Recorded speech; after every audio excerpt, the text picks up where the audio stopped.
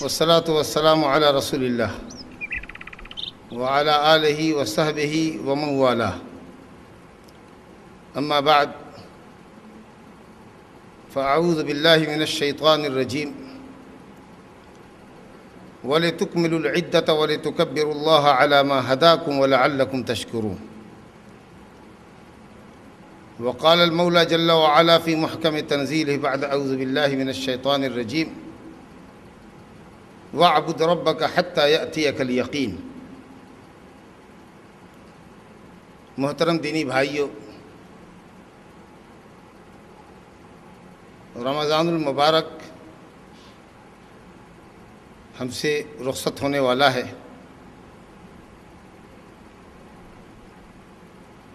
ابھی چند دنوں پہلے ہم نے اس مہینے کا استقبال نہایت فرحت و شادمانی کے ساتھ کیا تھا۔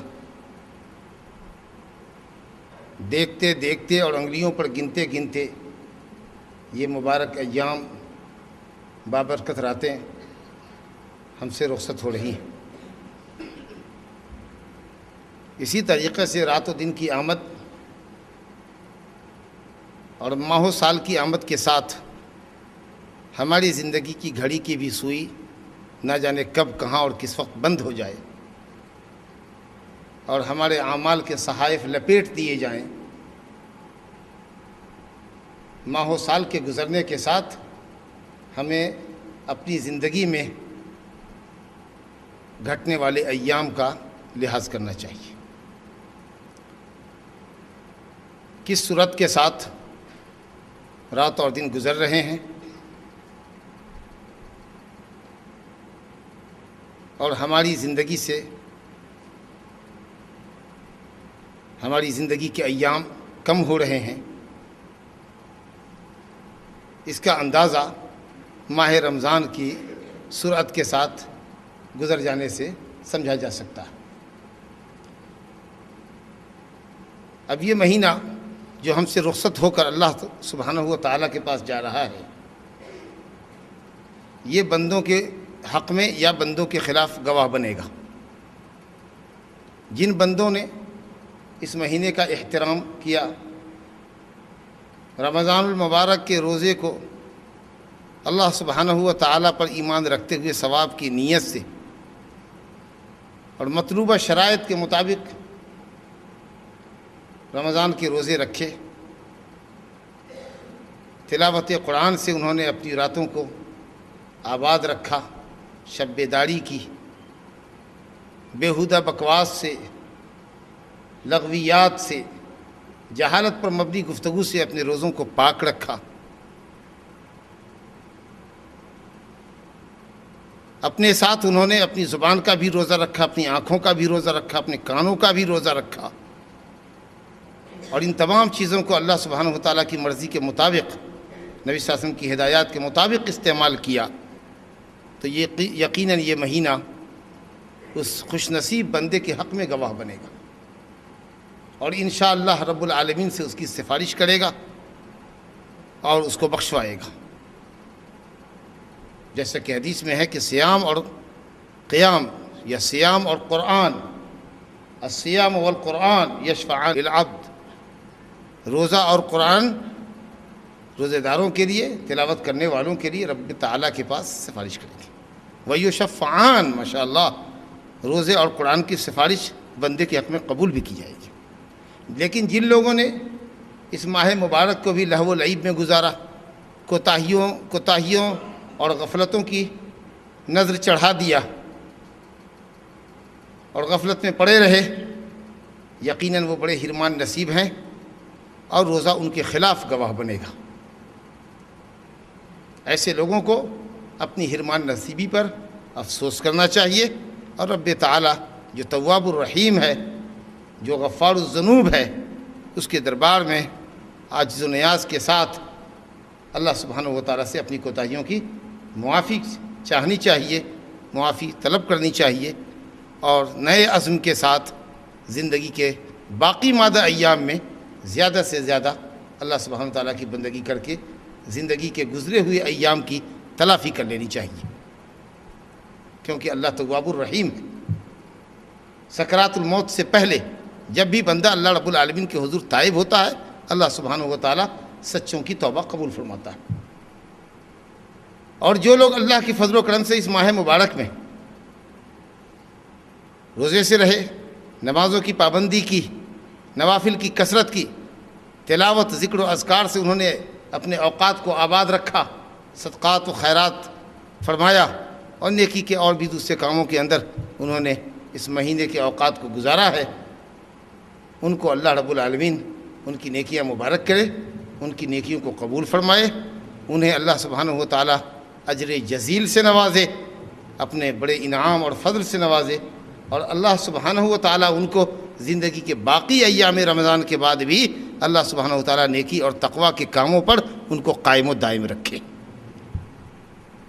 کیونکہ رمضان کے گزرنے کے ساتھ عبادت ختم نہیں ہوتی۔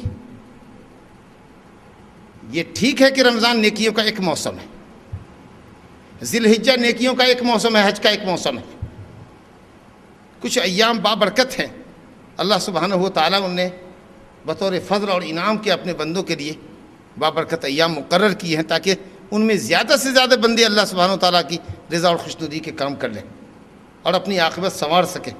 لیکن جہاں تک بندگی کا سوال ہے تو ہمارے اوپر رب تعالیٰ کی بندگی ہماری موت تک ہے۔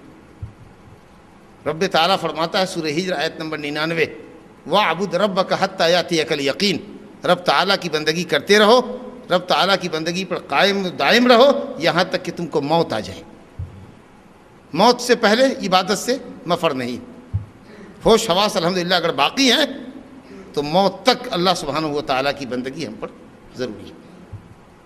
اسی طریقے سے رب العالمین سورہ آل عمران آیت نمبر 102 میں فرماتا ہے، یا ایھا الذین آمنوا اتقوا اللہ حق تقاتہ ولا تموتن الا وانتم مسلمون، ایمان والو اللہ رب العالمین کا تقوی اختیار کرو جیسا تقوی اختیار کرنے کا حق ہے، یعنی استطاعت پر اللہ کے حکموں پر عمل کرو اور معصیت اور گناہوں کے کاموں سے پرہیز کرو۔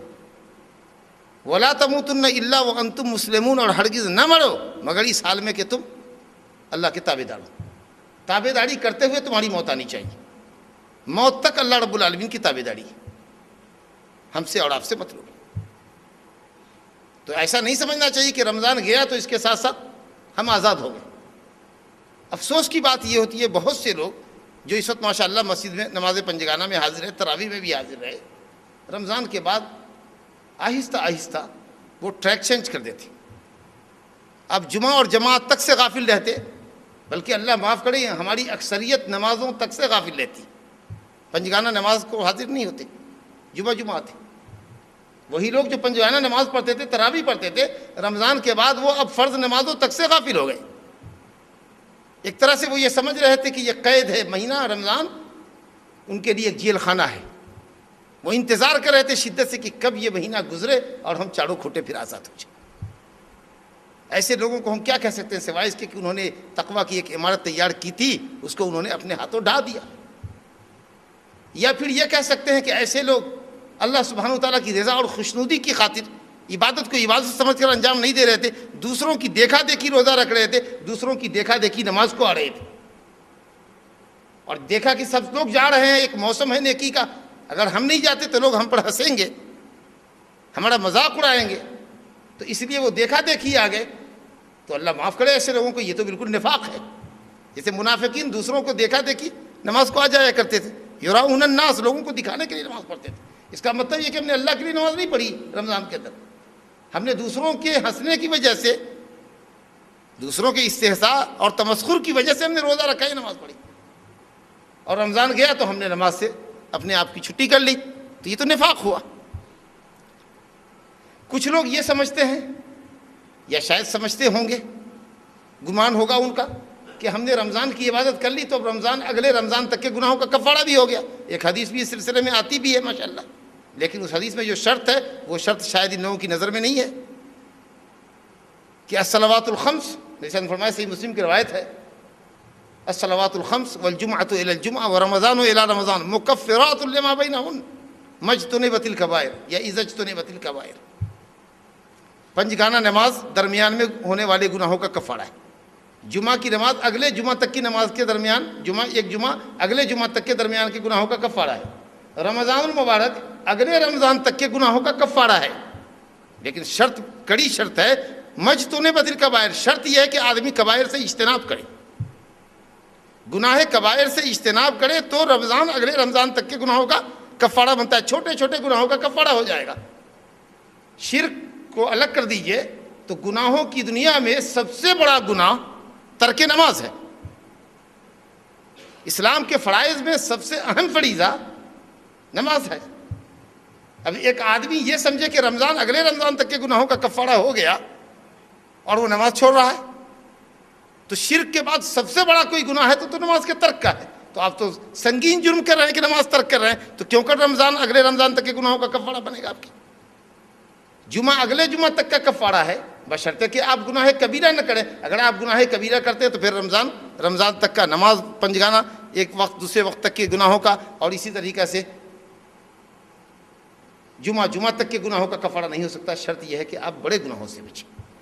بعض سلف صالحین سے کہا گیا کہ کچھ لوگ رمضان میں تو خوب اللہ کی عبادت کرتے، اللہ کو خوب پہچانتے، لیکن رمضان کے ساتھ ہی وہ اللہ کو بھول جاتے، غفلت برتتے، گناہ کرتے۔ تو کہا کہ بئس القوم، یہ لوگ بہت برے ہیں جنہوں نے صرف رب تعالیٰ کو انہوں نے رمضان میں ہی پہچانا اور رمضان کے بعد اللہ سے رشتہ توڑ دیا انہوں نے۔ یہ بہت برے لوگ ہیں جو صرف رمضان میں اللہ کو پہچانتے ہیں۔ کیا رمضان کا اللہ دوسرا ہے اور بقیہ سال کے 11 مہینوں کا اللہ دوسرا ہے؟ کیا آپ رمضان کی عبادت کر رہے تھے کہ رمضان کے ختم ہونے کے ساتھ آپ کی عبادت ختم ہو گئی؟ ہرگز نہیں، آپ رمضان کی عبادت نہیں کر رہے تھے۔ رمضان تو ایک مہینہ ہے، ایک موسم ہے، ایک پیریڈ ہے۔ آپ رمضان کے رب کی عبادت کر رہے تھے، اور تمام مہینوں کا رب ایک ہے، اللہ سبحانہ وتعالیٰ۔ مہینہ رمضان کا ہم سے رخصت ہو رہا ہے، اللہ سبحانہ وتعالیٰ حی لا یموت ہے، وہ تو سدا بہار ہے، ایور گرین ہے، کامل الحیات ہے، صدا سے ہے، ازل سے ہے، اب تک رہے گا۔ وہی اول ہے، وہی آخر ہے، اس سے پہلے کچھ نہیں، اس کے بعد کچھ نہیں۔ اس کی عبادت تو ہمیشہ باقی ہے، جب تک ہم باقی ہیں اللہ کی عبادت ہم پر واجب ہے، باقی ہے۔ تو جو لوگ یہ سمجھتے ہیں کہ صاحب رمضان کے ساتھ ختم ہو گیا معاملہ، یہ بہت برے لوگ ہیں۔ یا کچھ لوگ ہماری یہ سمجھتے ہیں کہ صاحب فرض ہم نے ادا کر لیا تو اب نوافل کو کون ادا کرے؟ تو یہاں عبادت کے اندر تو ہم اتنا پیمانہ سخت رکھتے ہیں، فرائض ہم سے ہو جاتے، چلو ٹھیک، لیکن گناہ چلتے پھرتے ہم کثرت سے کرتے ہیں۔ تو اس کے حساب سے ام المومنین عائشہ رضی اللہ عنہ سے کسی نے کہا ضرور یقینی بات ہے کہ نجات فرائض پر موقوف ہے، لیکن لوگوں کو سوچنا چاہیے کہ چلتے پھرتے ارادے غیر ارادے کتنے ان کے گناہ ہوتے ہیں، اس کے لیے نوافل بھی اپنی زندگی کے اندر لائیں۔ الحمدللہ رمضان کا روزہ فرض ہم سے رخصت ہو رہا ہے، نوافل روزے رخصت نہیں ہو رہے ہیں۔ صحیح مسلم میں حضرت ابو ایوب انصاری رضی اللہ عنہ سے روایت ہے، من صام رمضان ثم اتبعہ ستا من شوال فکأنما صام الدہر، کما قال صلی اللہ علیہ وسلم۔ نے فرمایا کہ جس نے رمضان کا روزہ رکھ لیا اور پھر اس کے بعد 6 روزے رکھے شوال کے، تو گویا اس نے پوری زندگی کا روزہ رکھا، کیونکہ رمضان نیکیاں کم سے کم 10 گنا ہوتی، کم سے کم نیکیاں 10 گنا بڑھائی جاتی ہیں الحمدللہ۔ تو ایک مہینہ گویا 10 مہینے کے برابر ہوا، اور شوال کے 6 دن کے روزے 60 دن کے برابر ہوئے، تو 2 مہینہ ہوا 60 دن، اس طریقہ سے سال بھر کا روزہ ہو گیا ماشاءاللہ۔ پھر محرم الحرام کے روزے، افضل الصیام بعد رمضان صیام شہر اللہ المحرم، رمضان کے بعد نفلی روزوں میں افضل روزہ شہر اللہ المحرم کا روزہ ہے۔ اسی طریقہ سے ذی الحجہ کے روزے ہیں جی، اسی طریقے سے ایام 20، 13، 14، 15 کے روزے ہیں، ہر ہفتے سوموار اور جمعرات کا روزہ ہے ماشاءاللہ۔ روزے فرض ختم ہوئے رمضان کے اندر، لیکن نوافل روزے پورے سال بھر اللہ نے پھیلا رکھے ہیں، تاکہ بندوں کا ایک تعلق روزے کے ذریعے بھی اللہ سے قائم رہے۔ اور نمازیں تو ماشاءاللہ سال بھر ہیں، عورتوں کے لیے مخصوص ایام میں معاف ہیں، باقی ہم مردوں کے لیے بلوغت کے بعد سے لے کے موت تک جب تک ہوش حواس باقی ہے کبھی نماز معاف نہیں ہے۔ زکوٰۃ اور خیرات آپ نے رمضان میں ماشاءاللہ کثرت سے کیا، لیکن صدقات اور زکوٰۃ کا بھی کوئی وقت مقرر نہیں ہے، رمضان کے بعد بھی خرچ کر سکتے ہیں۔ اس طریقے سے اگر آپ دیکھیے قرآن مجید، ذکر و اذکار، قرآن کی تلاوت ایک مسلمان کا وظیفہ حیات ہونا چاہیے، نہ یہ کہ صرف وہ رمضان کی میں پڑھی جانے والی کتاب زندگی ہے، کتاب زندگی ہے، اس کتاب پر چل کے ہی ہم اپنی دنیا اور آخرت کو سنوار سکتے ہیں۔ وہ تو ہمارا کوڈ آف لائف ہے، وہ ہمارا ضابطۂ حیات ہے، وہ ہماری ہدایت کا سرچشمہ ہے۔ ہم کو تو روز اس میں سے ٹاسک لینا چاہیے، روزانہ کچھ حصہ اس کا مقرر کر کے پڑھنا چاہیے۔ تو اس طریقے سے الحمدللہ اگر آپ غور کریں تو مومن کی پوری زندگی اللہ رب العالمین کی عبادت سے عبارت ہے. تو ضروری اس بات کی ہے کہ رمضان کے بعد بھی ہم کنٹینیو کریں اور جن عبادتوں پر ہم قائم رہے ہیں الحمدللہ ان عبادتوں کو جاری رکھیں، کیونکہ نیکیوں کی قبولیت کی ایک علامت علماء نے یہ بھی لکھا ہے کہ نیکیاں اپنے پیچھے نیکیاں لاتی ہیں اور برائی اپنے پیچھے برائیوں کو کھینچتی ہے. برائی کھینچتی ہے اور نیکی اپنے پیچھے نیکی لاتی. اگر رمضان کے بعد بھی آپ الحمدللہ نمازوں پر قائم ہیں، سچائی پر قائم ہیں، لغو و لعب اور لہو و لعب سے آپ بچے ہوئے ہیں، جو تقویٰ کا درخت آپ نے لگایا ہے اگر وہ ہرا بھرا ہے ماشاءاللہ آپ کا، تو آپ کی زندگی میں باغ و بہار رہے گا، نیکیاں آئیں گی. لیکن اگر آپ نیکیوں پر کاربند نہیں رہے، پھر غلط راہ پہ چلے گئے، گناہ کرنے لگے، تو اس کا مطلب یہ کہ آپ کی عبادت قبول نہیں ہوئی، کیونکہ اگر عبادت قبول ہوتی تو انشاءاللہ آپ نیکیوں پر قائم رہتی. تو اگر آپ چاہتے ہیں کہ آپ کی نیکیاں قبول ہو، روزہ اللہ تعالیٰ کے پاس آپ کے لیے سفارشی بنے، قرآن آپ کے پاس سفارشی بنے، تو روزے نے جو پیغام دیا ہے، جو تقویٰ کی جو آپ نے آبیاری کی ہے، جو تقویٰ کا پودا لگایا ہے، یاد رہے اور خیال رہے کہ وہ پودا کملائے نہیں، مرجھائے نہیں، سوکھنے نہ پائے.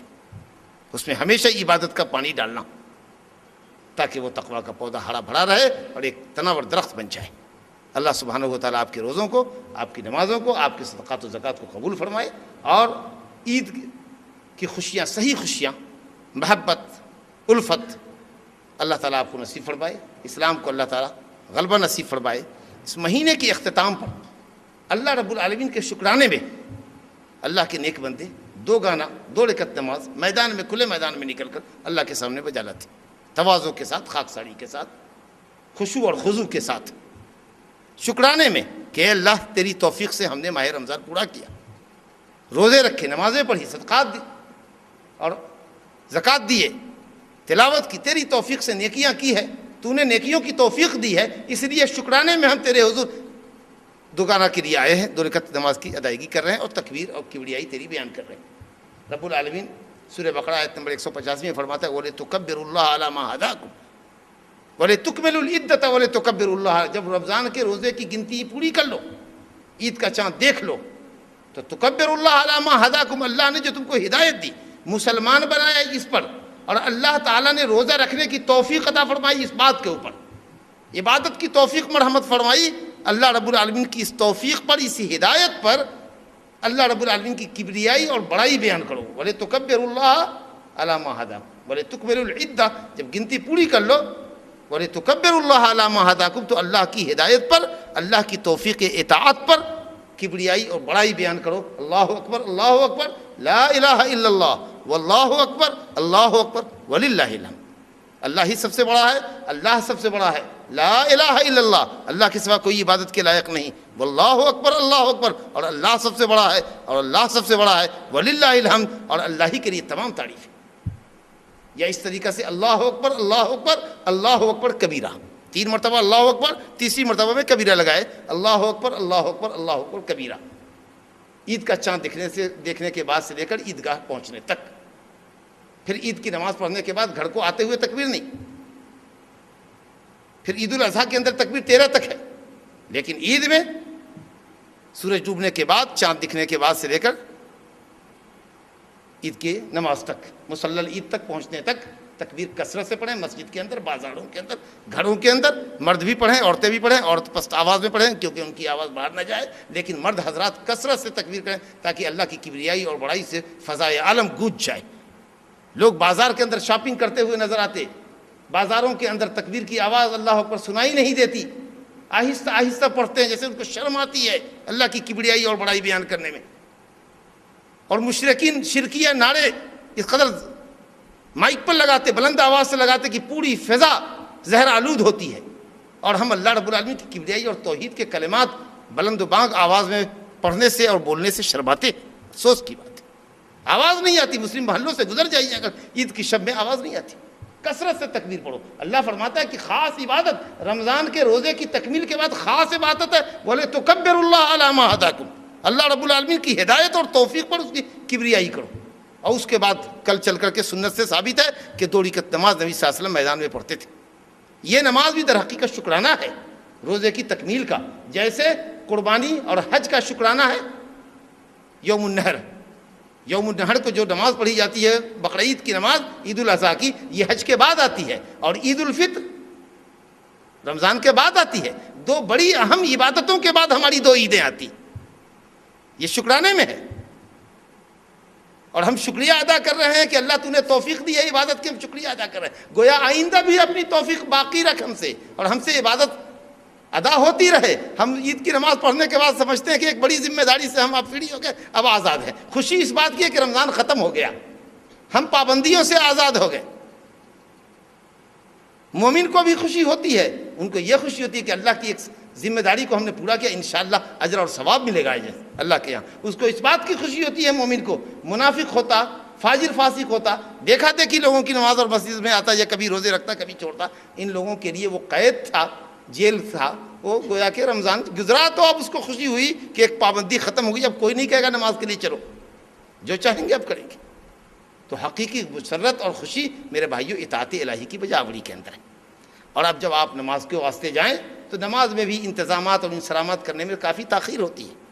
عام لوگوں کے 10 بجے پڑھتے، 9 بجے پڑھتے، ٹھیک ہے. عید کی نماز بقرعید کی نماز کے مقابلے میں تھوڑی تاخیر سے پڑھنی چاہیے، کیونکہ صحابہ کرام عید کے دن صبح میں صدقات فطر دیا کرتے تھے.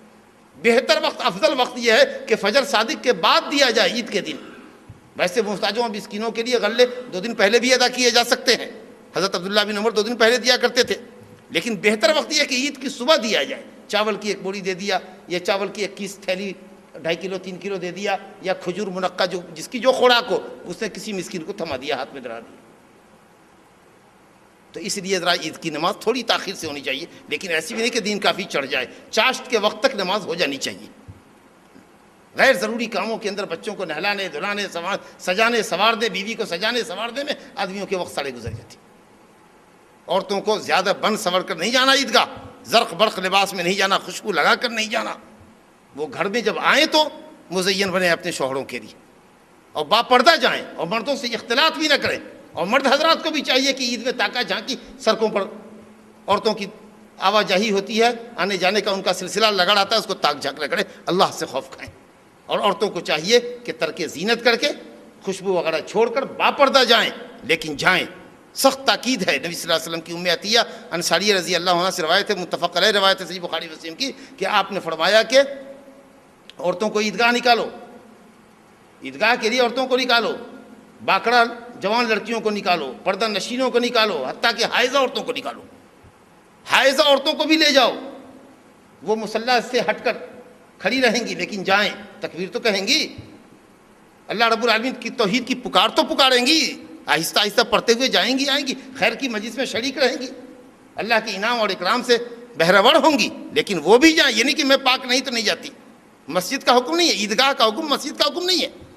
حائضہ مسجد میں آ کر نہیں بیٹھ سکتی، لیکن عیدگاہ میں حائضہ کو نکالنے کا حکم ہے. اس کا مطلب ہے کہ عیدگاہ کا حکم مسجد کا حکم نہیں ہے. یا رسول اللہ، اگر کسی عورت کو برقع نہ ہو، کسی عورت کو چادر نہ ہو، جلباب نہ ہو، کہا اس کی دوسری بہن، اس کی اپنی بہن ہو یا دینی بہن ہو، اپنی چادر میں لے جائے، ایک بڑی چادر میں لے جائے، یا ایکسٹرا چادر ہو تو دے دے.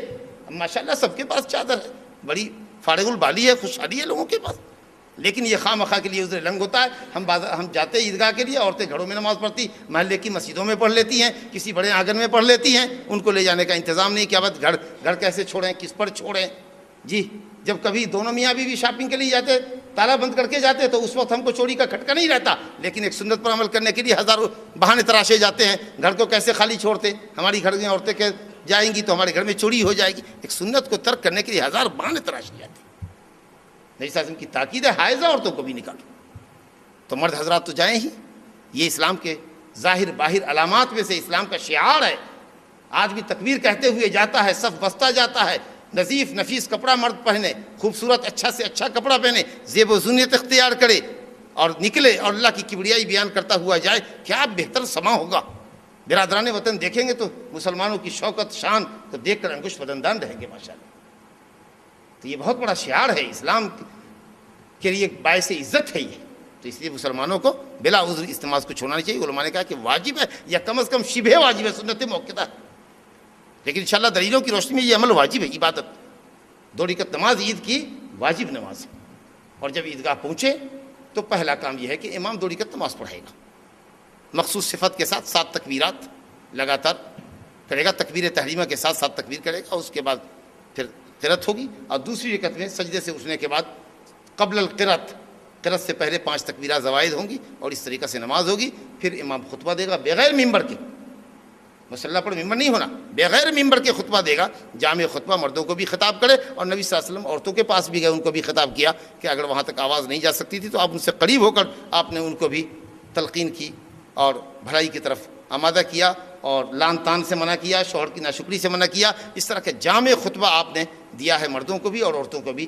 کچھ علماء 2 خطبے کے قائل ہیں جمعہ پر قیاس کر کے، عید کے سلسلے میں 2 خطبے کی کوئی حدیث صحیح نہیں ہے۔ جن علماء نے 2 خطبہ کہا ہے انہوں نے جمعہ پر قیاس کیا کہ جمعہ بھی عید ہے اور 2 خطبہ ہوتا ہے اور 2 خطبے کے درمیان خطیب بیٹھتا ہے، اس کی کوئی صحیح دلیل نہیں ہے۔ اس سے انشاءاللہ راجح قول یہی ہے صحیح سنت کے مطابق کہ ایک خطبہ ہو لیکن اس میں کچھ حصہ مردوں سے خطاب کیا جائے اور کچھ وقفے میں عورتوں سے بھی، کچھ ٹائم عورتوں کے لیے بھی مقرر کریں، خطبے کا کچھ حصہ عورتوں کے لیے بھی، عورتوں کے مسائل سے بھی اعتنا کریں، اور خاص کر پردے کا حکم، نمازوں کی پابندی وغیرہ، اور جو بے حیائی اور برائی کا جو طوفان معاشرے میں امور پڑا ہے اس کے خلاف عورتوں کو آہوان کریں اور ان کو سمجھائیں، اور اس طریقے سے پھر وہ لوگ آ جائیں۔ چلتے چلاتے اگر کوئی صاحب ملتے ہیں آپ سے، دعا سلام کر لیجئے، مصافحہ کیجئے، اور صحابہ کرام ایک دوسرے کو تہنیت بھی دیتے تھے، تقبل اللہ منا ومنکم، اللہ تم سے اور ہم سے قبول کرے، ہماری روزوں نمازوں کو قبول کرے، ہماری عبادتوں۔ لیکن باقاعدہ عیدگاہ میں گھوم گھوم کر اپنے دوستوں یاروں کو تلاشنا، ان سے مصافحہ کرنا، ان سے معانقہ کرنا، یہ عید کی سنت نہیں۔ آپ اپنے گھر سے نکلے، ہم اپنے گھر سے نکلے، نکڑ پہ ملاقات ہو گئی، چلتے چلتے راستے میں ملاقات ہو گئی تو سلام مصافحہ کیجئے، ایک دوسرے کو تہنیت دیجئے، تقبل اللہ منا ومنکم۔ لیکن گلے لگنا، یہ تو باہر سے کوئی آدمی مسافر آتا ہے، مدت کے بعد آیا ہے، کئی مہینوں کے بعد، کئی سالوں کے بعد آیا ہے، تو سلام کی تکمیل یہ ہے کہ صاحب مصافحہ کرو، پھر مصافحہ کے بعد بھی وارفتگی کا یہ عالم ہے کہ صاحب گلے لگو۔ لیکن باقاعدہ عید کی سنت ہوتی ہے کہ وہ باقاعدہ گلے لگ رہے ہیں اور ڈھونڈ ڈھونڈ کر کے اپنے دوستوں کو تلاش رہے ہیں، گلے لگ رہے ہیں۔ یہ عید کی سنتوں میں داخل نہیں ہے بلکہ بدعات کے اندر داخل ہے۔ تو اس لیے ان چیزوں کا لحاظ رکھا جائے، اور عید سے پہلے صدقہ فطر کی ادائیگی کو یقینی بنائیں اور غلے کی شکل میں ادا کریں، 2.5 کلو سے 3 کلو تک ایک ساتھ جو غلہ آپ کھاتے ہوں وہ غلہ دیں، تاکہ آپ کے روزے کا کفارہ ہو جائے، مسکینوں کی خوراک ہو جائے، اور سنت کے مطابق عبادت کو ادا کریں، اور اس دن کے اجتماع کو دیکھ کر محشر کا بڑا اجتماع یاد کریں کہ آج اتنا بڑا مجمع ہے، ماشاءاللہ کئی محلے کے لوگ، شہر کے لوگ، کئی بستیوں کے لوگ ایک جگہ نماز پڑھ رہے ہیں، اللہ اکبر، کتنا بڑا مجمع دیکھنے میں مرد عورت کا آتا ہے۔ وہ مجمع کتنا بڑا ہوگا جب اولین و آخرین آدم علیہ السلام سے لے کر آدم علیہ السلام کی آخری ذریت، آخری اولاد تک میدان محشر میں جمع ہوگی، اور پھر اس کے علاوہ جن بھی ہوں گے اور ملائکہ بھی ہوں گے، یہ کتنا زبردست مجمع ہوگا۔ تو آدمی میدان محشر کے مجمع کو یاد کرے۔ اللہ سبحانہ و تعالی ہمارے روزوں کو، ہماری نمازوں کو، ہمارے صدقات، تلاوت، ذکر و اذکار کو اللہ سبحانہ و تعالی قبول فرمائے، اور رمضان کی برکت سے اللہ سبحانہ و تعالی ہمیں مالا مال فرمائے، اور جن بندگیوں پر ہم قائم رہے اللہ کی توفیق سے، اللہ ان بندگیوں پر ہمیں قائم و دائم رکھے، ہماری عبادتوں کو اللہ تعالی قبول فرمائے اور عبادتوں پر ہم کو قائم رکھے، اور اللہ سبحانہ و تعالی ملت کے اندر اتحاد پیدا فرمائے، اور کتاب و سنت کے پلیٹ فارم پر اللہ تعالی ملت کو متحد فرمائے، اور نماز عید کو بھی اور ہماری تمام عبادتوں کو اللہ تعالی نبی کریم صلی اللہ علیہ وسلم کی سنت صحیحہ کے مطابق انجام دینے کی توفیق عطا کرے۔ انہ تعالی سمیع مجیب، وصلی اللہ وسلم وبارک علی نبینا محمد وآلہ وصحبہ اجمعین۔ السلام علیکم ورحمۃ اللہ وبرکاتہ۔